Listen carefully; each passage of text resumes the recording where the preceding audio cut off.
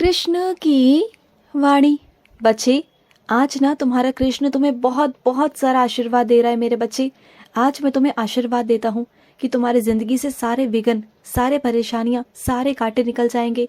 तुम्हारे रास्ते में फूल बरसाऊंगा मैं।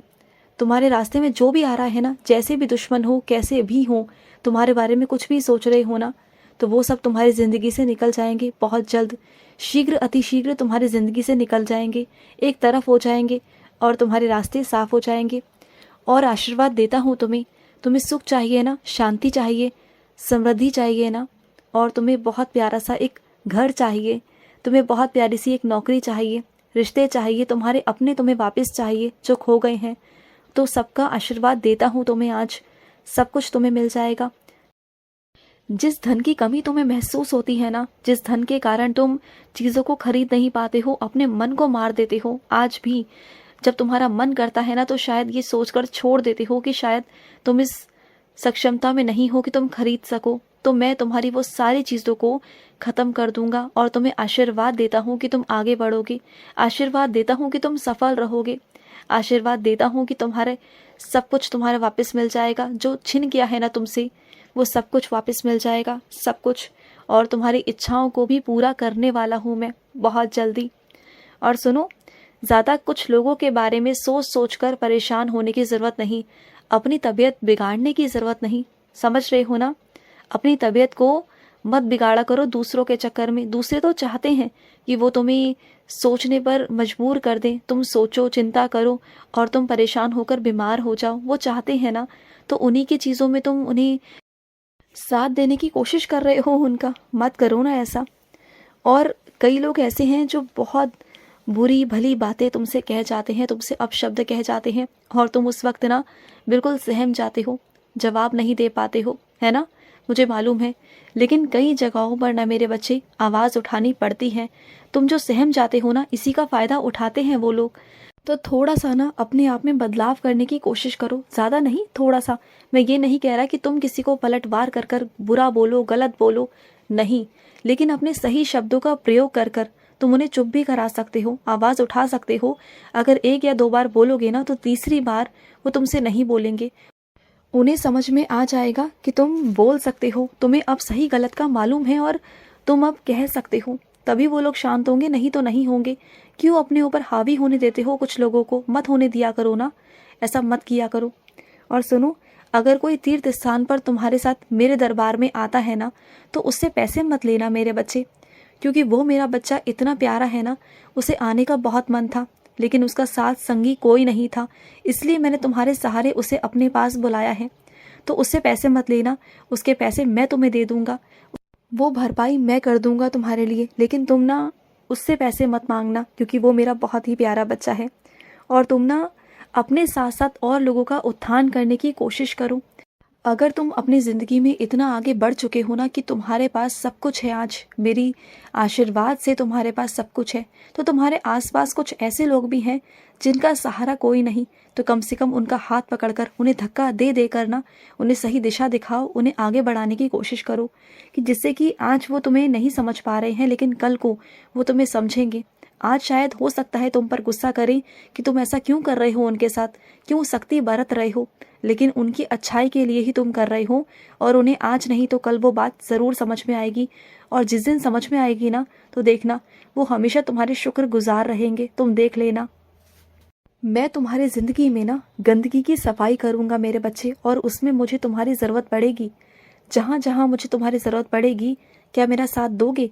तुम्हारी ज़िंदगी में कुछ ऐसे लोग हैं जो सही नहीं हैं, मुझे उन्हें तुम्हारी ज़िंदगी से हटाना है, और कुछ लोग बहुत अच्छे हैं जिन्हें तुम्हारी ज़िंदगी में लेके आना है, जिससे कि तुम्हारी ज़िंदगी में सकारात्मकता बनी रहे, तुम्हारी ज़िंदगी में अच्छी दिशाएं, अच्छी चीज़ें हो सके। मैं चाहता हूँ कि तुम ना बहुत आगे से आगे बढ़ो। नकारात्मक लोगों के साथ में रहोगे तो परेशान हो जाओगे। मैं चाहता हूँ कि तुम्हारी ज़िंदगी में सकारात्मकता आए, तुम्हारी ज़िंदगी में खुशियाँ आए, तुम्हारी झोली में खुशियों से भरूंगा मेरे बच्चे। बहुत प्यारी प्यारी खुशियाँ तुम्हारे जीवन में लेकर आऊँगा। तुम हमेशा ये सोचते हो ना कि खुशियाँ तुम्हारे लिए नहीं बनी, तो तुम देख लेना, खुशियाँ तुम्हारे लिए बनी है। तुमने अपने आप को ही ना इतना खुद से नीचे गिरा दिया है ना कि तुम अपने बारे में सोचना ही नहीं चाहते, अपनी खुशियों के बारे में सोचना नहीं चाहते। तो अब से मैं सोचूंगा तुम्हारे बारे में। खुशियाँ मैं लेकर आऊँगा तुम्हारी ज़िंदगी में और तुम्हें मेरा साथ देना होगा। जब जब तुम्हें मौका दूंगा खुश होने का तो तुम खुश रहोगे। समझ रहे हो ना तुम उदास नहीं रहोगे, तुम खुश रहोगे। हाँ, मानता हूँ जिन लोगों के साथ तुम खुश रहना चाहते थे उनकी कमी तुम्हें बहुत खलती है।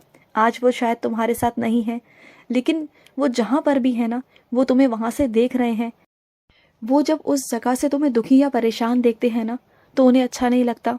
तो उनकी खातिर कम से कम खुश होना सीख जाओ ना, कि वो खुश रह सके। उनके लिए तुम कुछ ऐसा कर दिखाओ कि वो जहाँ भी हो ना, तुम पर गर्व महसूस करें।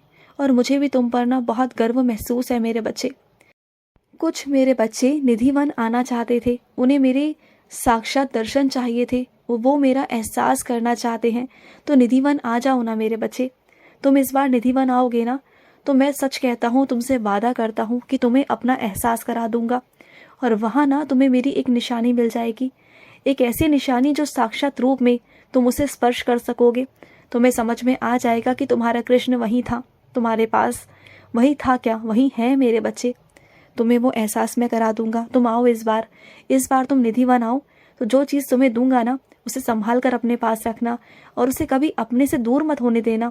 उसे हमेशा अपने पास संभाल के रखना, क्योंकि वो आशीर्वाद तुम्हारे लिए होगा, सिर्फ और सिर्फ तुम्हारे लिए, किसी और को मत देना। अपने पास संभाल के रखना। आना इस बार निधिवन आना, मैं तुम्हें बुला रहा हूँ, आ जाओ मेरे पास। मुझे मालूम है कि माफ़ी मांगने से ना कोई नीचा या कोई ऊंचा नहीं होता, लेकिन माफ़ी मांगने के बाद मन भी बहुत हल्का होता है, तुम्हारा आत्मविश्वास भी बढ़ता है ना। लेकिन जहाँ पर गलती ना की जाए ना, जहाँ पर गलती ना हो, वहाँ पर माफ़ी मांगना तो ठीक नहीं ना मेरे बच्चे, बिल्कुल नहीं। क्योंकि जो बड़े बड़े इल्ज़ाम तुम पर लगाए गए, जो बड़ी बड़ी चीज़ें दोषारोपण तुम पर किया गया, उसके लिए अगर तुम चुप हो जाओगे और हामी भर लोगे, तो वो भी तो गलत है ना।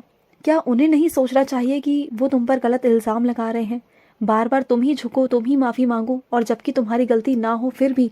ये मैं बर्दाश्त नहीं कर सकता। तुम्हें बिल्कुल स्वीकार करने की ज़रूरत नहीं कि तुमने कोई गलती की, जहाँ तुम्हारी कोई गलती है ही नहीं। तो जाने दो ऐसे लोगों को, ऐसे लोग का होना ना होना बराबर है। तो ऐसे लोग जो आज तुम पर दोषारोपण कर रहे हैं, तुम माफ़ी मांग लोगे, कल वो फिर तुम पर कोई ना कोई दोष लगाएंगे।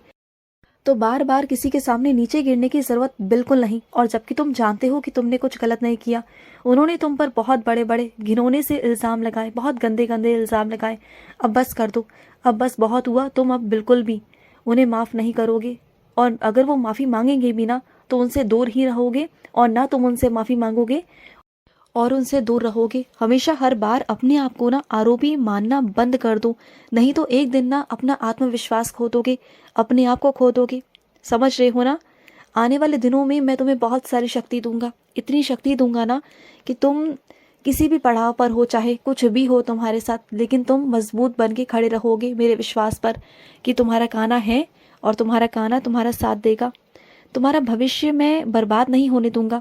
कुछ लोगों की वजह से ना मैं तुम्हारा भविष्य नहीं खराब होने दूंगा। कुछ लोग चाहते हैं कि तुम्हारा भविष्य खराब हो जाए, वो तुम्हारे पीछे पड़े हुए हैं। वो चाहे कुछ भी कर ले, कैसा भी षड्यंत्र रच ले, चाहे कुछ भी कर ले तुम्हारे खिलाफ, लेकिन वो कर नहीं पाएंगे, क्योंकि मैं उन्हें करने नहीं दूंगा। तुम हर बार से निकले हो पसते पसते, और आगे भी तुम्हें निकालूंगा। हर चीज़ से तुम्हें निकालूंगा, हर परेशानी से तुम्हें निकालूंगा, और हर चीज़ से तुम निकलते जाओगे। तुम देख लेना, हर बार की तरह तुम्हें कोई छू भी नहीं पाएगा, तुम्हारा कोई बाल भी पाका नहीं कर पाएगा, चाहे कोई कितना भी क्यों ना कर ले। तुम पर ठाकुर जी की कृपा है मेरे बच्चे, और मुझे कोई फ़र्क नहीं पड़ता कि कौन अमीर है कौन गरीब है। सबकी रचना मैंने ही की है, तो सबकी फिक्र मैं रखता हूँ। कोई भी मेरा बच्चा अनाथ नहीं रहता। सबका मैं सारथी हूँ, सबका मैं पिता हूँ, सबका मैं भ्राता हूँ। किसी के लिए भी मेरे मन में ना नफरत नहीं। मैं सब बच्चों को समान तरीके से प्यार करता हूँ। मैं तुमसे भी बहुत प्यार करता हूँ, और तुम्हारा साथ और हाथ कभी नहीं छोड़ूंगा।